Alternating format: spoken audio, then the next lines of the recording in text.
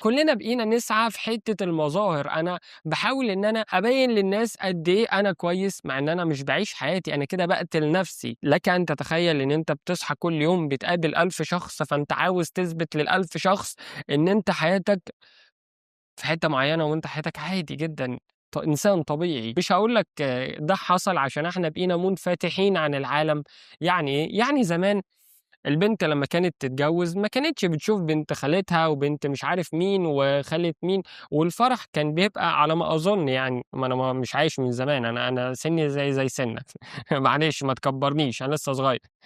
لإن زمان كانت الحياة بتبقى مقفولة شوية، إحنا بقينا منفتحين عن العالم، شايفين ده، في مقارنات وفي أفكار جديدة بقت تدخل، بقيت أنت كل شوية تشوف تطوّر بشكل مرعب، وزي ما قُلت لك من شوية الناس بقيت تقيس قيمتها بالحاجات الكتير، بالحاجات الغالية، مش بنفسهم، مهما كانت هو وهي بيحبوا بعض فلازم الحاجات الغالية تتجاب عشان يبانوا وسط المجتمع إنهم مش قليلين للأسف. ليه باخاطب الولد والبنت؟ لأ، أنا مش باتكلم عن الجواز ومش باتكلم عن البنات، مش باتكلم عن حاجة، باتكلم على الفكرة، فكرة إن إحنا بقينا بنسعى إن إحنا نبيّن للناس وضع البخورة فين لا تكون ولّعت في البيت، إحنا بقينا نسعى إن إحنا نبيّن للناس حياة مش حياتنا،